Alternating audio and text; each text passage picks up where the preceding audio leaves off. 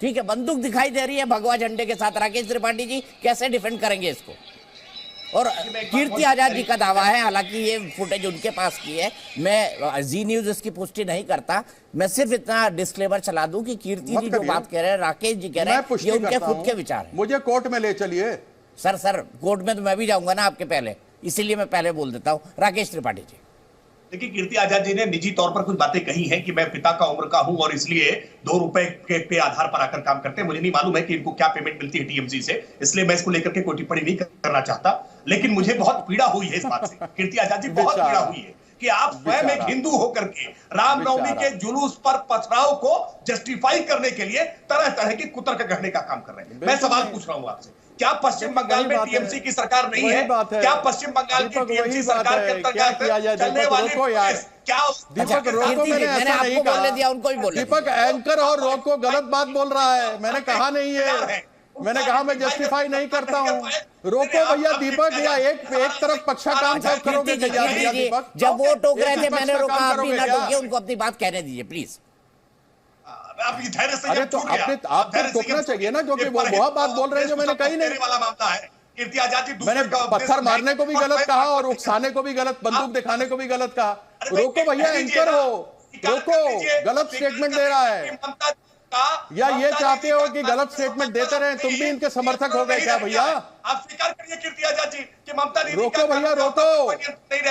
आप अगर आइडेंटिफाई कर रहे हैं, रोको, जिस को आप टेस्टिफाई कर रहे हैं, बता रहे हैं, चिन्हित करके उनके खिलाफ क्या कार्रवाई की, इसी चैनल पर बताइए भैया। अरे वाह यार दीपक, ऐसे हो रहे हो तुम, मुझे मालूम नहीं था कितना पुराना रिश्ता है अपना। दीपक, आप करके इस प्रकार के वीडियो आप चिल्लाए, वो चिल्ला रहे हैं, आप कुछ भी बोल सकते हैं, आप स्वतंत्र हैं। मैं तो कभी किसी के मुंह पे हाथ नहीं लगाता कि भाई आप ये बोल दो या ये बोल दो। लॉजिकल सवाल जरूर पूछता हूँ। कीर्ति आजाद जी, आप भी उन पर चिल्लाए, वो भी आप पर चिल्ला रहे, दोनों बराबर कर रहे हैं। ठीक है, मैं आप सीधे आप जवाब दे दीजिए इस बात का। स्टेटमेंट गलत दे रहे हैं, ये पत्थरबाजों के साथ खड़े हैं। मैंने कहा मैं पत्थरबाजों का समर्थन करता हूं और नहीं मैं बंदूक वालों का समर्थन करता हूं। इसीलिए मैं आपके चैनल पर नहीं आता, क्योंकि आप पक्षपात करते हैं, आप निष्पक्ष नहीं है।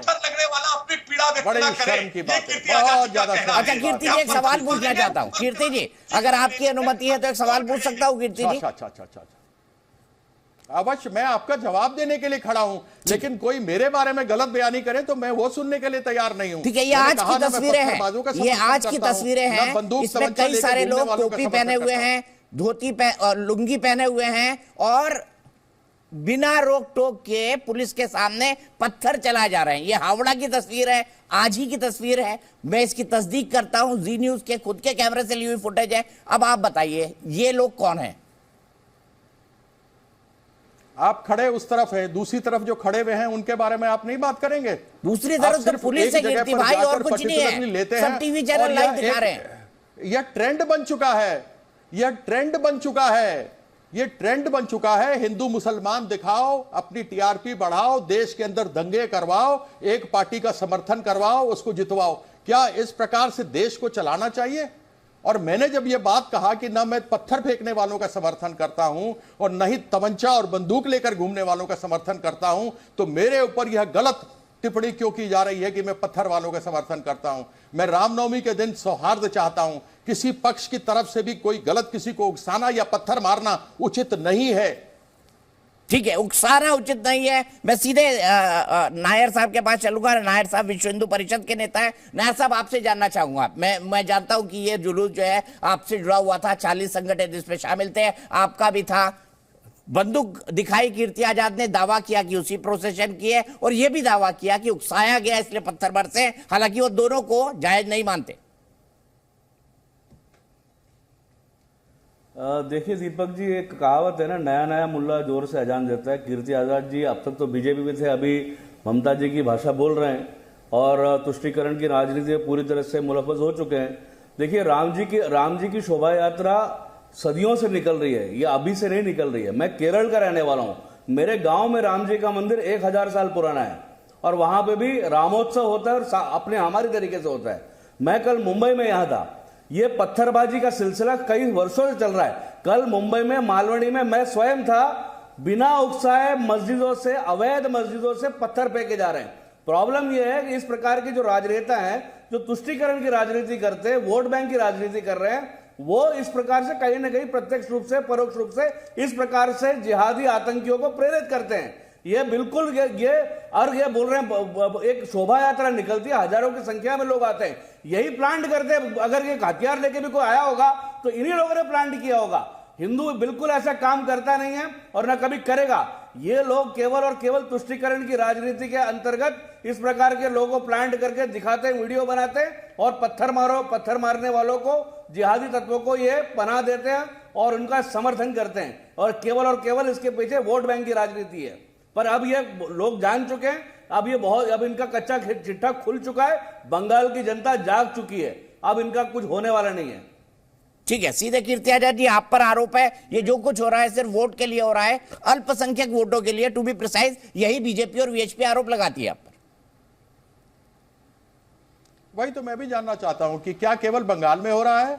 महाराष्ट्र में क्या इनकी सरकार है, वहां पर वाडी और मलाड में नहीं हुआ क्या? उस जगह पर लोगों ने झंडे, उस जगह क्या इन्होंने बंदूकें नहीं लहराई? क्या उधर तलवारें या भाले नहीं लहराए?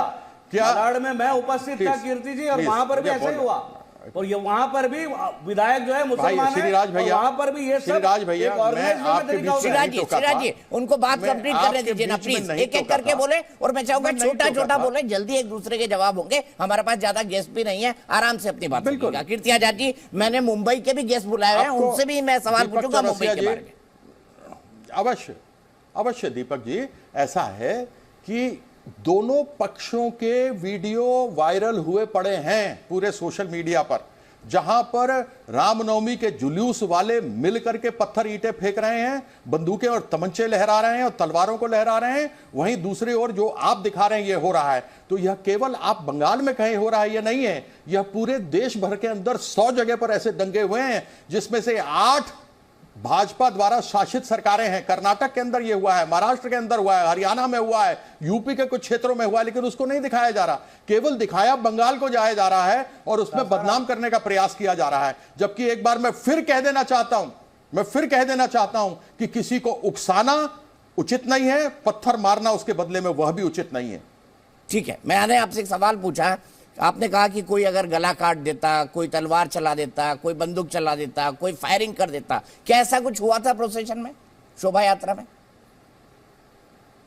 मेरी जानकारी को लेकर के तो नहीं है, लेकिन इतना जरूर है कि तलवारें लहराई जा रही थी, पत्थर फेंके जा रहे थे, डंडे चलाए जा रहे थे, वहां पर ऐसे ऐसे घूम कर किया जा रहा था।